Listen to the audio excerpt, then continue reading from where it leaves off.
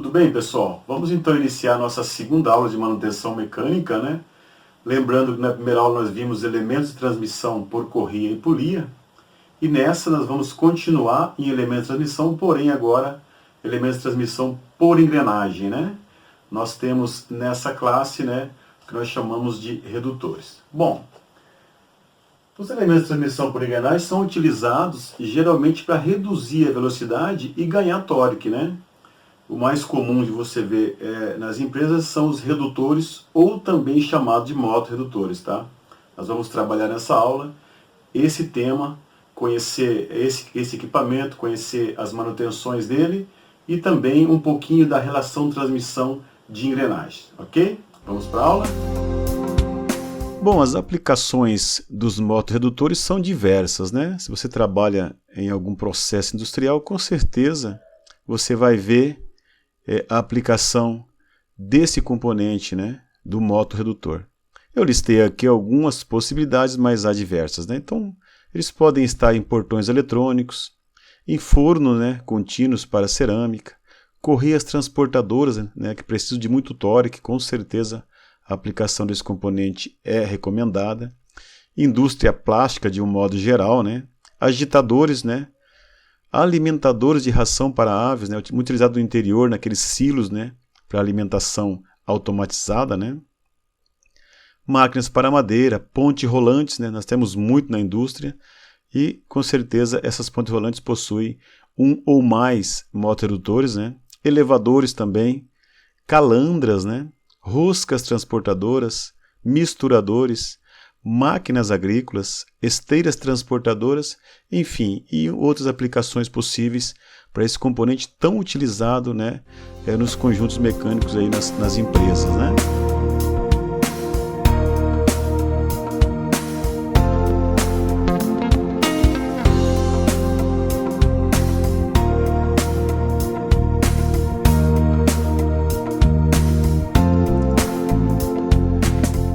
Componentes dos motorredutores, né, são componentes comuns a conjuntos mecânicos, né? Nós vamos listar para vocês aqui os principais, tá? Para nós conhecermos um pouquinho dos componentes dos motorredutores, né? Primeiro, o eixo de entrada, né, o eixo onde eu vou acoplar o motor, né? Ele vai receber esse movimento rotacional do motor no eixo de entrada, né?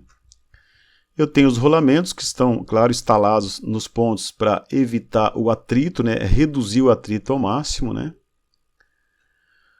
Tenho o eixo de saída, que é o eixo que eu vou acoplar no meu processo, né? Na esteira, no que eu quero reduzir e aumentar o torque. Então o eixo de saída é o eixo que eu vou utilizar para movimentar, né, o meu processo, né?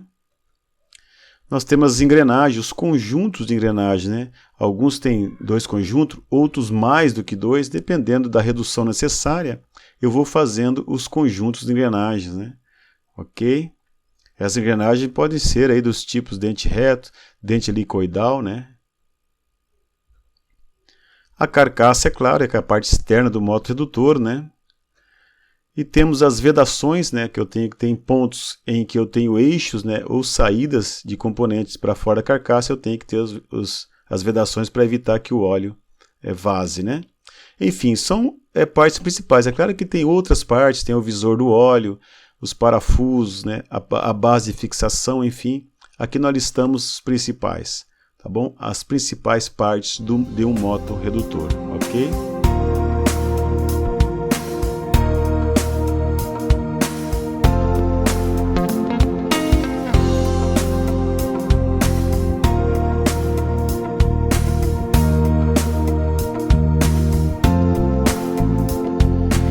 Então, por se tratar de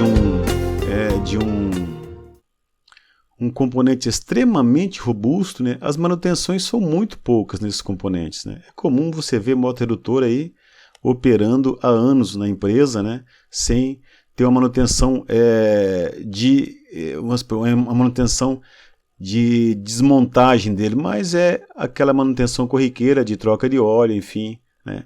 Mas podemos aí listar algumas possíveis manutenções que possam ocorrer no processo, né, de um modo geral. Então, troca de óleo é comum, é claro, né? A troca de óleo do motorredutor. A troca das vedações, com o tempo posso desgastar, né? Pode começar a ocorrer vazamento, então faça a troca das vedações, né? Inspeção do nível de óleo, a manutenção preventiva que é feita, né? Isso eu posso fazer pelo visor, né? Substituir engrenagens, né? Quando há algum problema interno, que eu tenho quebra de dentes de engrenagem, enfim, daí eu tenho que substituí-las, né? São raros isso, porque a engrenagem é tão cara que muitas vezes se opta por comprar um outro motorredutor, né? Substituição de rolamentos, pode ocorrer, né? Um rolamento desgastar e eu ter que fazer a substituição. Mas, de um modo geral, são equipamentos muito robustos, que costumam dar muito pouca manutenção, né? Por isso, a larga escala a aplicação dele, né? Grande aplicação nos processos produtivos, por ele ser eficiente, é claro, e também ser bastante robusto, né?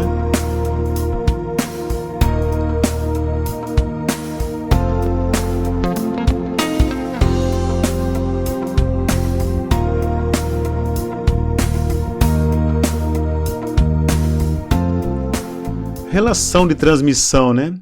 A relação de transmissão é obtida através da relação entre a rotação de saída e a rotação de entrada, ou seja, o quanto de rotação do eixo motor eu transfiro em função do tempo para o eixo movido, né?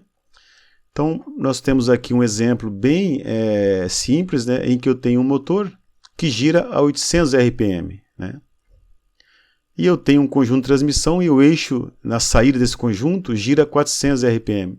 Então é só eu dividir a rotação de entrada pela saída e eu tenho o que nós chamamos de relação de transmissão. Nesse caso aqui, dividir 800 por 400 deu 2. Então eu digo que a relação de transmissão é 2:1, ou seja, cada 2 voltas do eixo motor provoca uma volta completa no eixo movido, ok? Isso é relação de transmissão, ok? É denotada, né, essas rotações, né, por N1 e N2. N1 é rotação do eixo motor, N2 rotação do eixo movido, né, para a gente poder aplicar a relação de transmissão, ok? Sempre vai vir representada com um número, 2 pontos e outro número. Então, o outro número sempre vai ser 1, 2:1, 3:1 e assim por diante, né? Bom, essa relação de transmissão ela é fortemente impactada pelo número de dentes da engrenagem, das duas engrenagens, tanto a engrenagem motora quanto a engrenagem movida, né?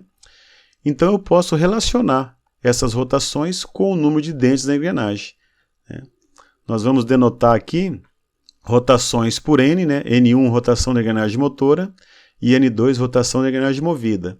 Z2 número de dentes da engrenagem motora e Z1 número de dentes da engrenagem movida. Ou seja, a relação diz que a rotação da engrenagem motora sobre a rotação da movida é igual ao número de dentes da movida sobre o número de dentes da motora. Ou seja, N1 sobre N2 é igual a Z2 sobre Z1.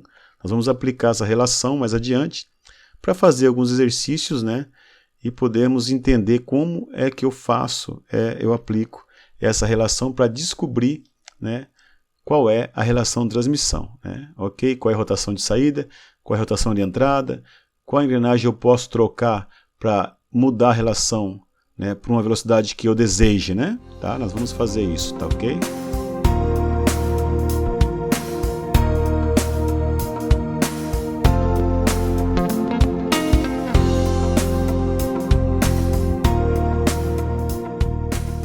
Vamos resolver esse exercício nosso, né, aplicando então a relação de transmissão. Eu tenho um conjunto de engrenagens, né, onde a engrenagem motora é azul, ela tem 18 dentes e gira 300 RPM. E eu tenho a engrenagem movida, né, que tem 24 dentes, e o exercício pede para que eu descubra, né, qual é a rotação da engrenagem movida. E para isso vamos aplicar então a relação de transmissão, né, que é N1 sobre N2, isso é igual a Z2, desculpa, né, sobre Z1. Né. Olhando a relação de transmissão, eu posso olhar o seguinte, meu N1 é a rotação da engrenagem motora, então eu tenho, 300. Meu N2 é a rotação da engrenagem movida, eu não tenho, né, então fica como uma incógnita, né, isso é igual. Z2 é o número de dentes da engrenagem movida, né? No nosso caso, nós temos 24 dentes. E o número de dentes da engrenagem motora é 18, né? Agora ficou fácil, regra de 3, né? Multiplico 300 por 18 e divido por 24. Ou seja, o meu N2, né, vai ser igual a 300, né, vezes 18 dividido por 24. Né? Resolvendo, né, isso vai ser igual, isso vai ser igual a 300, vamos fazer a conta para nós resolvermos, né? 300 vezes 18, eu divido por 24, eu tenho então 225 RPM na engrenagem movida, ou seja, eu tenho um redutor, né? Eu tenho 300 RPM na motora, 225 na engrenagem movida, ok? Um exemplo de aplicação para vocês da relação de transmissão, em função da quantidade de dentes, né?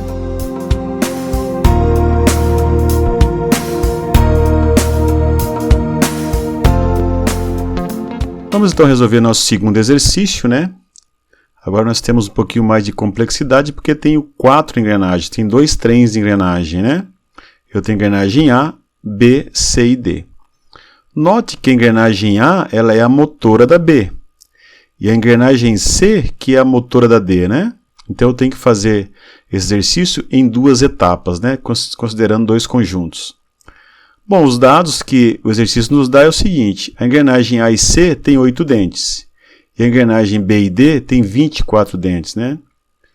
E ele diz o seguinte: se a rotação da engrenagem A é 222 RPM, qual será a rotação da engrenagem D? Bom, eu tenho que primeiro verificar a relação de transmissão entre A e B. Então vamos lá, vamos usar, né, relação de transmissão. N1 sobre N2 é igual a Z2, né, sobre Z1. Ok? Quem que é o N1? O N1 nosso vai ser o NA, né? Ok? A rotação da A.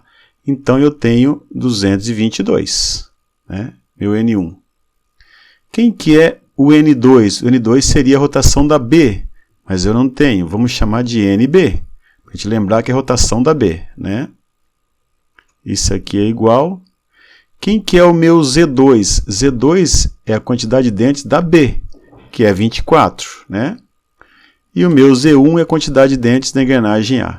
Estou resolvendo o conjunto A e B, né? Então a rotação da B, vamos chamar de NB para a gente lembrar, ó, né? Ela vai ser igual a 222, né? Que multiplica 8 dividido por 24. É isso aqui, né? Posso resolver isso aqui. Vamos resolver já, né? 222 vezes 8 dividido por 24, eu tenho 74 de rotação na engrenagem B. Agora cabe uma análise, olha só. A engrenagem B e a C estão no mesmo eixo, portanto a rotação da B é a rotação da C. Ok? E a C, ela é a motora da D, então o N1 agora será o meu NC, portanto será o 74. Ok? Então a rotação da B é a mesma da C, elas estão no mesmo eixo, né? Ok? Então aqui está. Vamos dar uma arrumadinha aqui para ficar bem feitinho, né? Ok.